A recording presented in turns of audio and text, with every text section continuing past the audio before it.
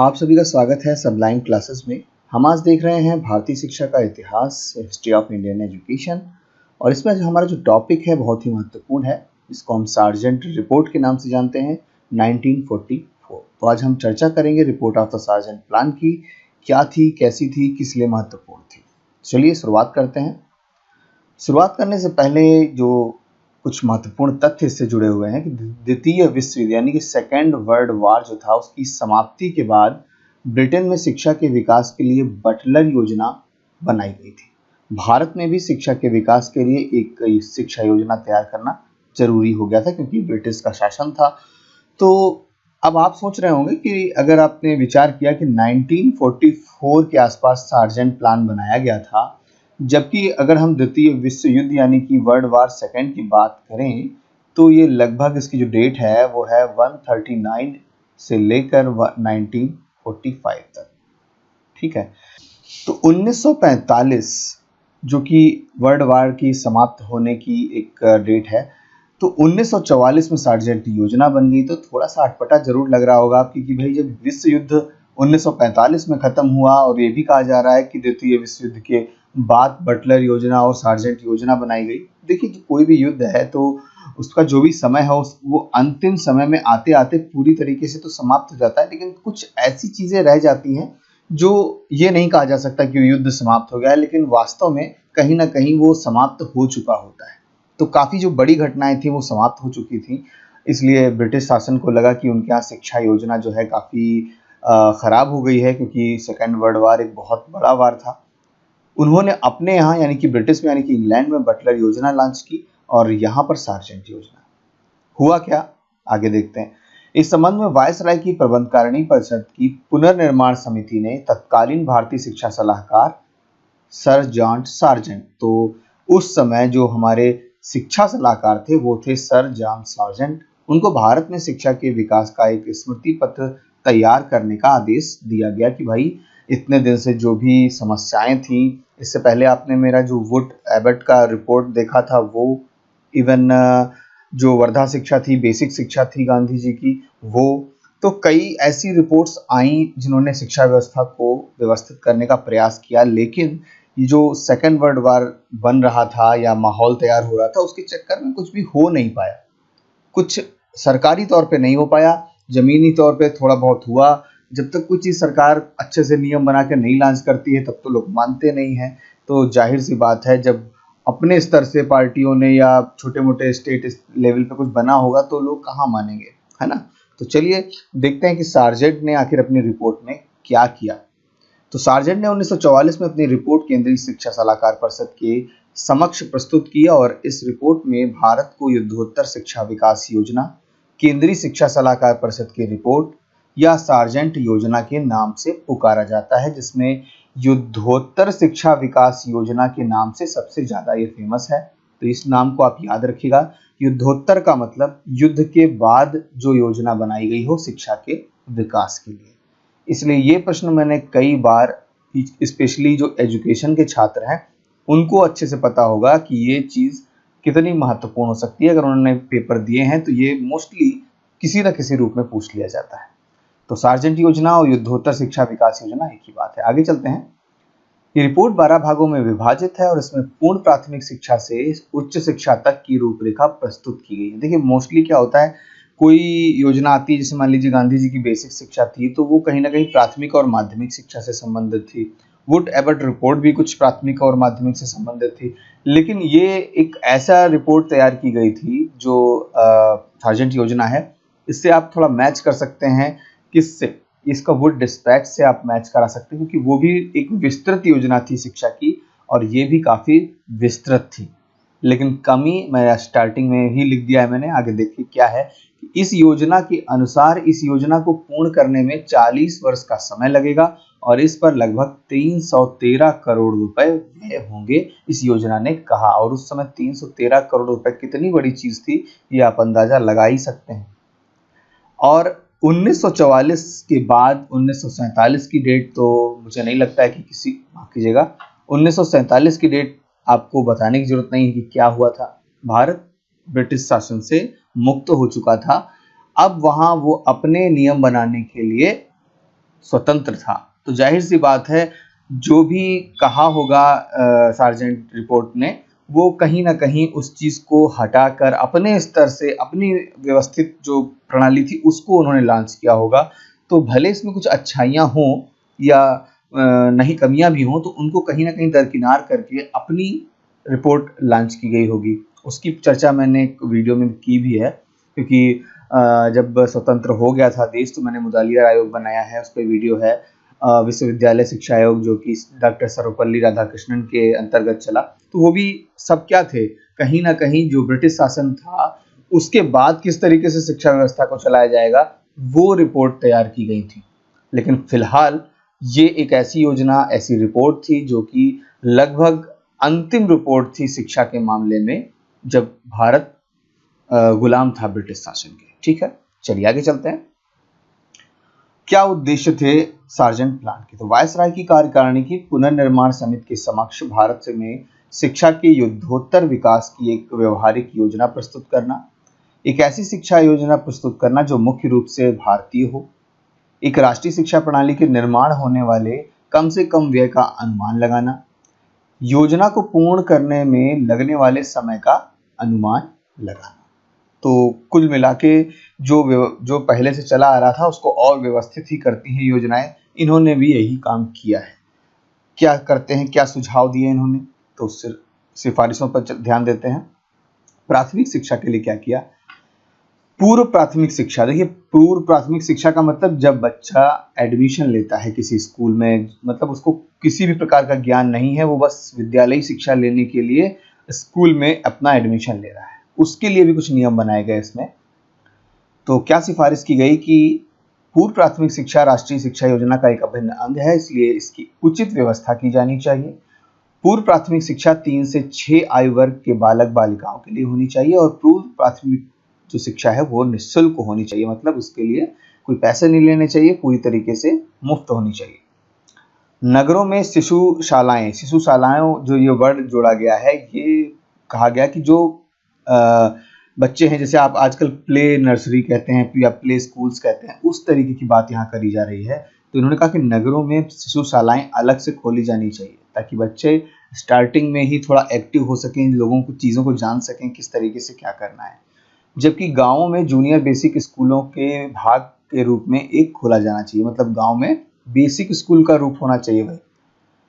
शिशुशालाओं का मुख्य उद्देश्य शिशुओं को सामाजिक अनुभव और शिष्टाचार की शिक्षा देना है ना। जो मैंने कहा कि समाज में क्या हो रहा है, क्या क्योंकि ऐसा तो नहीं है सिर्फ एक गांव है, पहले भले गांव के लोग बाहर नहीं निकले हों, लेकिन आज शहर के शहर, गांव के गांव सब जुड़ चुके हैं, तो लोगों से मिलना है, कैसे बात करनी है, कौन कैसा क्या होता है, तो ये सब जरूरी है, समाज के एक अंग हैं।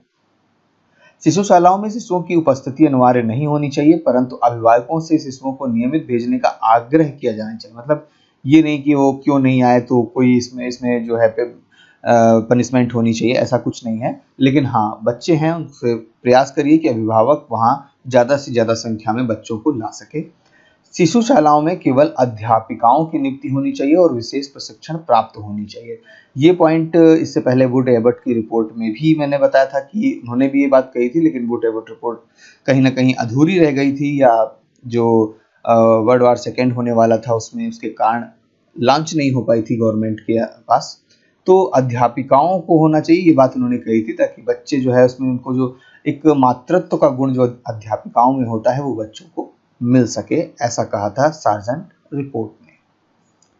आगे क्या करते हैं बात को, बेसिक शिक्षा। बेसिक शिक्षा किसने लॉन्च की थी? गांधी जी ने की थी, जिसको वर्धा शिक्षा योजना के नाम से भी जानते हैं। इस पर वीडियो मैं बना चुका हूं, आपको डिस्क्रिप्शन बॉक्स में मिल जाएगा। तो बेसिक शिक्षा, प्राथमिक शिक्षा के लिए सार्जेंट रिपोर्ट ने कुछ परिवर्तनों के बाद बेसिक शिक्षा योजना को भी लॉन्च करने को स्वीकार कर लिया। तो बेसिक शिक्षा एज ए राष्ट्रीय स्तर पर बनी जरूर थी, लेकिन उसको ब्रिटिश शासन का जो है वो स्वीकृति नहीं मिली थी। लेकिन क्यों? क्योंकि जो वर्ल्ड वार सेकेंड चल रहा था उसमें किसी भी प्रकार की योजनाएं या कोई भी बात हो, वो ब्रिटिश शासन उस पर ध्यान नहीं दे पा रही थी। लेकिन जब लगभग समाप्त हो गया था युद्ध, तो बेसिक शिक्षाओं में कुछ परिवर्तन किए उन्होंने और कहा कि हाँ, ये भी ठीक है, इसको भी लॉन्च किया जा सकता है। 6 से 14 वर्ष तक की आयु के सभी लड़के लड़कियों को निःशुल्क और अनिवार्य शिक्षा दी जानी चाहिए, जो कि वर्धा शिक्षा में पहले ही कहा गया हुआ है।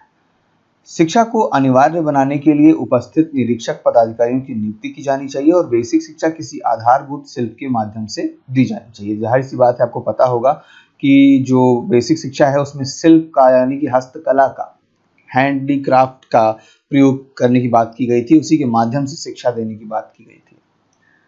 बेसिक शिक्षा को आत्मनिर्भर नहीं बनाना चाहिए क्योंकि बच्चों द्वारा बनाई जाने वाली वस्तुओं को बेचना कठिन होता है। तो उन्होंने कहा कि ठीक है सिखाइए, लेकिन पूरी तरीके से ये मत कहिए कि ये इसी पर आत्मनिर्भर हो जाए, ये चीज़ ठीक नहीं है। बेसिक शिक्षा को 2 भागों में विभक्त किया जाना चाहिए, जो कि आपने देखा था कि वुड एबर्ट रिपोर्ट ने जो उस समय बांटा था वो इस प्रकार बांटा था उसको, बेसिक शिक्षा को। तो उन्होंने उसी को आगे बढ़ाया है, कोई नई बात नहीं बताई है। जब आप वुड एबर्ट रिपोर्ट देखेंगे तो उन्होंने भी कुछ इसी तरीके से 2 भागों में बांटा था बेसिक शिक्षा को। तो जूनियर बेसिक शिक्षा 6 से 11 वर्ष तक के बच्चों के लिए और सीनियर बेसिक शिक्षा 11 से 14 वर्ष तक के बच्चों के लिए होनी चाहिए। इसमें 2 भागों में बांटा था, जूनियर बेसिक और सीनियर बेसिक। जूनियर बेसिक स्कूलों के पाठ्यक्रमों में अंग्रेजी को स्थान नहीं दिया जाना चाहिए। इन स्कूलों में सह शिक्षा प्रचलित की जा सकती है। आगे है सीनियर बेसिक स्कूलों में अंग्रेजी की शिक्षा साधारणता नहीं दी जानी चाहिए, किंतु यदि अगर किसी प्रांत में अंग्रेजी की मांग है तो प्रांतीय शिक्षा विभाग उसकी पढ़ाई की आज्ञा दे सकता है। मतलब अगर जरूरत है कहीं तो सीनियर बेसिक में अंग्रेजी और हिंदी या जो भी मातृभाषा है उस प्रदेश की, उसके साथ इसको लॉन्च किया जा सकता है। दोनों प्रकार के स्कूल, दोनों मतलब जूनियर बेसिक और सीनियर बेसिक, उसकी शिक्षा का माध्यम जो मुख्य होना चाहिए वो मातृभाषा ही होना चाहिए। दोनों प्रकार के स्कूलों में बाह्य परीक्षा के बजाय आंतरिक परीक्षा की व्यवस्था होनी चाहिए। परीक्षा में उत्तीर्ण होने वाले छात्रों को सर्टिफिकेट भी दिए जाने चाहिए। हाई स्कूल शिक्षा के बारे में सार्जेंट रिपोर्ट ने क्या कहा? हाई स्कूल की शिक्षा 6 वर्ष यानी कि 11 से 17 वर्ष तक की आयु के बालकों और बालिकाओं के लिए होनी चाहिए। हाई स्कूल में केवल उन्हीं छात्रों को प्रवेश दिया जाना चाहिए जिनकी क्षमताएं औसत छात्रों से स्पष्ट ऊंची हों। कहने का आशय है जो प्राथमिक और माध्यमिक के बालक हैं, लग रहा है कि हाँ वो हाई स्कूल की शिक्षा के लिए ठीक हैं या उनके अंदर रुचि है उस चीज़ को पढ़ने की, समझने की, उन्हीं को एडमिशन मिले, ना कि ज़बरदस्ती एडमिशन हो कि नहीं तुम्हें तो पढ़ना ही पढ़ना है। तो आगे क्या कहते हैं कि जूनियर बेसिक स्कूलों की शिक्षा समाप्त करने वाले छात्रों में लगभग 20% छात्रों को हाई स्कूल में प्रवेश दिया जाना चाहिए। हाई स्कूल के छात्रों से शुल्क लिया जाए, लेकिन 50% छात्रों से शुल्क नहीं लिया जाए। ये बात थोड़ी सी अजीब लगी कि ऐसा क्यों कि 50% छात्रों से लिया जाए और 50%, इससे कहीं ना कहीं एक मानसिक संतुलन जो होता है बच्चों में वो एक बिगड़ सकता है, क्योंकि बच्चे बच्चे ही होते हैं। उनको लग रहा है कि दूसरे बच्चों की उनको फीस नहीं देनी पड़ रही है, हमको क्यों देनी पड़ रही है। तो ये चीज़ अगर समाज में फैलेगी ये कहीं नहीं ये समस्या का एक कारण बन सकती है। तो ये चीज़ कहीं ना कहीं गलत है, लेकिन हो सकता है उस हिसाब से इसलिए कहा गया हो कि अगर पूरी तरीके से फ्री कर दिया जाएगा तो विद्यालय में जो व्यवस्था है, जो आर्थिक समस्या है वो बढ़ सकती है। खैर आगे देखते हैं। हाई स्कूल में 11 वर्ष से कम वर्ष की आयु के छात्रों को प्रवेश नहीं दिया जाना चाहिए। हाई स्कूल में निर्धन छात्रों को आवास, छात्रवृत्ति और निर्वाह भत्ते के रूप में उदार सहायता दी जानी चाहिए और अध्यापकों के वेतन पर्याप्त होने चाहिए। तो अच्छी बात है, उन्होंने कहा कि निर्धन छात्रों को होना चाहिए, क्योंकि जो निर्धनता है ये कहीं ना कहीं स्पष्ट अगर पता चल रहा है, क्योंकि आजकल एक ये भी समस्या है कि निर्धन आखिर है कौन। जो पैसे वाले हैं वो भी निर्धन बन जाते हैं, जो निर्धन है उनको वाकई में निर्धन का जो सर्टिफिकेट है एग्जैक्टली नहीं मिल पाता है। ये समस्याएं भारत में बहुत कॉमन रूप से देखी जा सकती हैं और लोग जानते भी हैं कि जो निर्धन को फ़ायदा मिलना चाहिए वो वाकई में कभी कभी नहीं मिल पाता है ना। तो उस समय नियम अलग तरीके से बनाए गए थे, क्योंकि नियम अच्छे कामों के लिए ही बनाए जाते हैं, लेकिन उसका जो कभी कभी प्रयोग है वो गलत हो जाता है। तो अध्यापकों का वेतन पर्याप्त होना चाहिए, ये तो लगभग सबने कहा जाता है, इसमें कोई नई बात नहीं है, लेकिन वेतन पर्याप्त कभी कभी हो जाता है, कभी कभी नहीं भी हो पाता है। खैर आगे चलते हैं। हाई स्कूल शिक्षा में आगे क्या है कि हाई स्कूल शिक्षा भी 2 प्रकार की होनी चाहिए, साहित्यिक और तकनीकी। दोनों प्रकार के हाई स्कूलों में कुछ विषयों की शिक्षा सामान्य रूप से दी जानी चाहिए, जैसे मातृभाषा अंग्रेजी, आधुनिक भाषाएं, भारत एवं विश्व का इतिहास, भारत एवं विश्व का भूगोल, गणित, विज्ञान, अर्थशास्त्र, कृषि, कला, संगीत, शारीरिक शिक्षा। इन विषयों के अतिरिक्त साहित्यिक हाई स्कूलों में जो पहला है साहित्यिक हाई स्कूल जो बनाए जाएंगे, उसमें प्राच्य भाषाओं और नागरिक शास्त्र की भी शिक्षा दी जानी चाहिए। प्राच्य भाषाओं का मतलब कौन सी प्राच्य भाषाएं? प्राच्य और पाश्चात्य दो प्रकार के लोग बने थे। आपने देखा होगा मैकाले वाला जो वीडियो है, उसमें प्राच्य साहित्य था और पाश्चात्य साहित्य। तो प्राच्य भाषा का मतलब जो भारत में भाषाएं विद्यमान हैं उन्हें ही प्राच्य भाषाएं कहते हैं। इसको कोई विदेशी भाषा मत समझ लीजिएगा, जैसे हिंदी है, उर्दू है या संस्कृत है या जो अन्य हमारे प्रदेश हैं तमिल, तेलुगु, जो स्टेट वाइज चलती हैं, तो इसमें जो भी भाषाएं हैं वो प्राच्य भाषाओं में काउंट होगी। और उसके साथ साथ नागरिक शास्त्र का भी शिक्षा मिलनी चाहिए, किसमें? साहित्यिक हाई स्कूलों में। बालिकाओं को लिए जो व्यवस्था है वो गृह विज्ञान की शिक्षा प्राप्त करने के लिए विशेष सुविधा होनी चाहिए। प्राविधिक, यानी कि प्राविधिक शुद्ध हिंदी वर्ड है, कुछ लोगों को कभी कभी लोग कमेंट में लिख देते हैं सर बहुत शुद्ध हिंदी है। तो देखिए, मैं मोस्टली हिंदी वालों को ही पढ़ा रहा हूँ, और अगर आपको बिल्कुल नहीं समझ में आ रहा है तो थोड़ी सी प्रॉब्लम तो जरूर होगी आपको इसमें, इस वीडियोस में, क्योंकि जो मेरे यूजीसी नेट के वीडियो हैं उसमें तो मैं इंग्लिश में भी लिख देता हूँ, लेकिन यहाँ पर मुझे लगा कि अभी पहले हिंदी का जो व्यवस्थित मैंने किया है उसको आगे लेके चलते हैं। तो प्राविधिक हाई स्कूल जो होते हैं वो, उसका मतलब होता है टेक्निकल हाई स्कूल, जो टेक्निकल एजुकेशन देंगे उनसे रिलेटेड हाई स्कूलों में। जिन अन्य विषयों की शिक्षा व्यवस्था है वो है काष्ठ कला, धातु कला, साधारण इंजीनियरिंग, ड्राइंग, वाणिज्य यानी कि कॉमर्स और book keeping, short hand, type writing, accountancy और व्यापार पद्धति इत्यादि। आगे देखते हैं विश्वविद्यालय शिक्षा। देखिए, सार्जेंट रिपोर्ट एक ऐसी रिपोर्ट थी जिसमें मैंने स्टार्टिंग में बताया कि प्राथमिक शिक्षा से लेकर विश्वविद्यालय शिक्षा पूरा जो है व्यवस्थितीकरण किया गया था इसमें। इवन जो प्रौढ़ शिक्षा है, बालिका शिक्षा अलग से है, या जो अल्पसंख्यक शिक्षा है, या विकलांगों के लिए जो शिक्षा है, उसमें भी इन्होंने ऐड किया बहुत कुछ।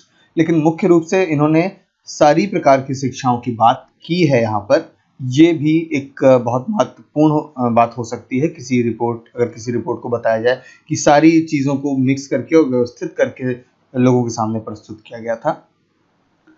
क्या है विश्वविद्यालय शिक्षा में कि बीए, बीएससी और स्नातक उपाधि प्राप्त करने की न्यूनतम अवधि 3 वर्ष होनी चाहिए, जो कि आजकल है। इंटरमीडिएट कक्षाओं को समाप्त कर दिया जाना चाहिए और उनकी 11वीं की कक्षा को हाई स्कूल से रिलेट कर देना चाहिए और 12वीं कक्षा को विश्वविद्यालय से संबंध कर देना चाहिए। मतलब इंटरमीडिएट होना ही नहीं चाहिए। और कहीं ना कहीं मुझे भी लगता है कि इंटरमीडिएट एक एक्स्ट्रा चीज़ है, लेकिन अब सरकार ने या लोगों ने देखा होगा कि बीच में इंटरमीडिएट की क्लास भी होनी चाहिए, जो लोगों को ये डिसाइड करवाने के लिए रास्ता दें कि हमें जाना किधर है, विज्ञान क्षेत्र में जाना है, साहित्य के क्षेत्र में जाना है, या कोई अलग ट्रेड चुननी है। तो इसलिए भी शायद इंटरमीडिएट इम्पोर्टेंट होता है। विश्वविद्यालयों के प्रवेश नियमों को इतना कठोर बना दिया जाना चाहिए कि माध्यमिक शिक्षा समाप्त करने वाले 15 छात्रों में से केवल एक ही विश्वविद्यालय में प्रवेश ले सके। अगर आप पुराने जमाने वाले लोगों को देखें तो आप देखते थे ना, बहुतों की जो पढ़ाई लिखाई है वो या हाई स्कूल या इंटरमीडिएट तक ही है। क्यों? क्योंकि जो विश्वविद्यालय में प्रवेश की स्थिति थी वो काफ़ी कठिन थी, या आप ये भी कह सकते हैं कि विश्वविद्यालय थे ही नहीं। आज का जो समय है वो हर जिले में कम से कम मुझे लगता है कि अगर मैं उत्तर प्रदेश की बात करूं तो शायद ही कोई ऐसा जिला हो जहां 50 से कम हो महाविद्यालय। तो विश्वविद्यालय तो हर जिले में नहीं है, लेकिन जो महाविद्यालय होते हैं जो स्नातक की पढ़ाई कराते हैं वो लगभग सब जिलों में है और मतलब भर के हैं। तो वहाँ पर आज के समय में तो मैं नहीं कह सकता कि कोई महाविद्यालय में नहीं पढ़ाई कर सकता। इवन सीटें खाली रह जाती हैं कभी कभी और एडमिशन भी नहीं हो पाते हैं। लेकिन आज भी लोग पढ़ाई छोड़ देते हैं, अपने किसी काम में लग जाते हैं और या कोई दूसरी ट्रेड चुन लेते हैं। खैर, ये एक कॉमन सी बात है तो चलती रहती है। आगे चलते हैं। सार्जेंट रिपोर्ट की सिफारिशों में विश्वविद्यालय शिक्षा में आगे क्या है देखते हैं। विश्वविद्यालयों की शिक्षा स्तर को उन्नयन यानी कि बढ़ाने के, जो उन्नयन का मतलब होता है बढ़ाना, तो बढ़ाने के लिए, ऊपर ले जाने के लिए निम्नलिखित उपाय किए जाने चाहिए। योग्य शिक्षकों की नियुक्ति होनी चाहिए, शिक्षकों के वेतन क्रम में वृद्धि होनी चाहिए, शिक्षकों की सेवा दशाओं में सुधार होना चाहिए। भारत के सभी विश्वविद्यालयों में एक रूपता स्थापित करने के लिए विश्वविद्यालय अनुदान आयोग का संकलन किया जाना चाहिए। आपको पता होगा कि विश्वविद्यालय अनुदान आयोग का मतलब यूनिवर्सिटी ग्रांट कमीशन, जिसको आप यूजीसी कहते हैं, इसके नाम से आप बेहद परिचित हैं, जो कि कब आया था, 1953 में बनाया गया था और इसका जो राष्ट्रीयकरण कर दिया गया था, जिस जब ये स्वायत्त संस्था बन गई थी, भारतीय संविधान का एक हिस्सा बन गई थी, तो ये बनी एक 1956 में। इसको हम statutory body of Indian government कह सकते हैं, स्वायत्त संस्था। और जो किस मंत्रालय के अंतर्गत आता है, ये आता है केंद्रीय मानव संसाधन मंत्रालय के अंतर्गत। तकनीकी व व्यावसायिक शिक्षा। अब जो टेक्निकल ग्रेड है, जिसे आपने से पहले जो रिपोर्ट देखी होगी वो टैबर्ट की रिपोर्ट, तो उन्होंने टेक्निकल एजुकेशन पे काफ़ी जोर डाला कि भाई टेक्निकल जो है एजुकेशन होनी चाहिए और उसको किस तरीके से लॉन्च किया जाना चाहिए। तो उसी चीज़ को और व्यवस्थित करके सार्जेंट रिपोर्ट ने कहा कि तकनीकी और व्यावसायिक शिक्षा के लिए पूर्णकालीन और अल्पकालीन शिक्षा संस्थाओं की स्थापना की जाए और इन संस्थाओं में भारतीय उद्योगों के 4 प्रकारों के कार्यकर्ताओं को तैयार किया जाना चाहिए। वो कौन से थे? मुख्य अधिकारी और अनुसंधान करने की शिक्षा, मतलब रिसर्च फेलो होनी चाहिए कि क्या क्या चीज़ें अपने इस जो भी टेक्निकल चीज़ें हैं, जो फैक्ट्रीज हैं, उसको क्या क्या अच्छा किया जा सके, इसके लिए रिसर्च फेलो होने चाहिए। प्रौद्योगिकी विभाग और इसी प्रकार की किसी अन्य उच्च शिक्षा संस्था में होनी चाहिए। साधारण अधिकारी, फोरमैन आदि की शिक्षा तकनीकी हाई स्कूलों में होनी चाहिए। कुशल शिल्पकार की शिक्षा व्यापार और उद्योगों के स्कूल में होनी चाहिए। और अर्धकुशल या अकुशल श्रमिक, मतलब जो अच्छे से अभी टेक्निकल यूज नहीं कर पा रहे हैं, वहाँ के जो श्रमिक हैं, उसके लिए शिक्षा सीनियर बेसिक या मिडिल स्कूलों में शिक्षा होनी चाहिए। इसलिए उन्होंने 4 तकनीकी ग्रेड बना दिए थे। उसके बाद बात करते हैं प्रौढ़ शिक्षा की। इसको हम एडल्ट एजुकेशन भी कह सकते हैं और इसका मैंने एक वीडियो बनाया हुआ है, अगर आपने देखा नहीं है तो जरूर देखिएगा, मैं डिस्क्रिप्शन बॉक्स में लिंक डाल दूंगा इसका। तो प्रौढ़ शिक्षा, इसको एक और टर्म के नाम से जाना जाता है, इंग्लिश में इसको एक टर्म के नाम से जाना जाता है। आपका प्रश्न यही है कि एक्चुअल में प्रौढ़ शिक्षा को किस नाम से जाना जाता है इंग्लिश में, और अगर आपको पता है तो यहाँ पे आप कमेंट बॉक्स में कमेंट करके जरूर बता दीजिएगा। चलिए देखते हैं आगे क्या है कि प्रजातंत्र के आदर्श को सफल बनाने के लिए प्रौढ़ शिक्षा की व्यवस्था अत्यंत आवश्यक है और 10 वर्ष की आयु से 40 वर्ष के आयु वाले प्रौढ़ यानी कि एडल्ट हैं, उनकी शिक्षा का प्रबंध किया जाए। बालकों, युवतियों, पुरुषों, स्त्रियों को पृथक विद्यालयों की व्यवस्था की जाए, मतलब जो बालक और बालक बालिकाएं हैं उनको अलग, और जो बड़े लोग हैं जो बीच में पढ़ाई नहीं कर पाए किसी कारण से, उनके लिए अलग व्यवस्था की जाए। प्रौढ़ शिक्षा को रोचक और अच्छा बनाने के लिए चित्र, मैजिक लैंटेन, अभिनय, ग्रामोफोन, रेडियो, संगीत आदि का लाभप्रद सिद्ध हो सकते हैं। पुस्तकालयों और वाचनालयों का भी आयोजन किया जाए और इस पर संपूर्ण देश में इनकी स्थापना 20 वर्ष में हो जानी चाहिए। मतलब 1944 में बात कही गई कि 20 वर्ष में ये चीज़ व्यवस्थित हो जाए और एक कक्षा में 25 से अधिक वयस्क नहीं होने चाहिए। ठीक है, ये बात कही सार्जेंट रिपोर्ट में। तो आखिर वाकई में क्या थी सार्जेंट रिपोर्ट, थोड़ी सी एक और नज़र डाल लेते हैं। तो सार्जेंट रिपोर्ट में स्पष्ट किया गया कि उसके द्वारा प्रस्तावित शिक्षा योजना को सफल बनाने के लिए प्रशिक्षित अध्यापकों की विशाल संख्या की आवश्यकता है। छात्रों की देखभाल के लिए समुचित व्यवस्था की जाए, जिसके लिए 6 और 11 और 15 वर्ष की आयु में विद्यार्थियों के स्वास्थ्य का निरीक्षण भी हो। मतलब ये भी बात कही गई कि जो विद्यालय में पढ़ते हैं छात्र, उनका समय समय पर डॉक्टरों द्वारा परीक्षण भी किया जाए। जो छात्र कुपोषण के शिकार हों, उनकी विशेष रूप से ध्यान दिया जाए उन पर, और सेवा योजनाओं की स्थापना की जाए जो कुपोषण हो चुके हैं।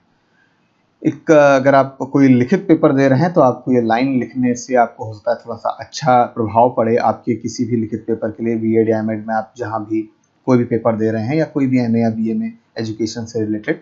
तो नरुला और नायक कहते हैं कि भारतीय शिक्षा के इतिहास में सार्जेंट योजना राष्ट्रीय शिक्षा प्रणाली का सूत्रपात करने की दृष्टि से सर्वप्रथम राजकीय प्रयास है।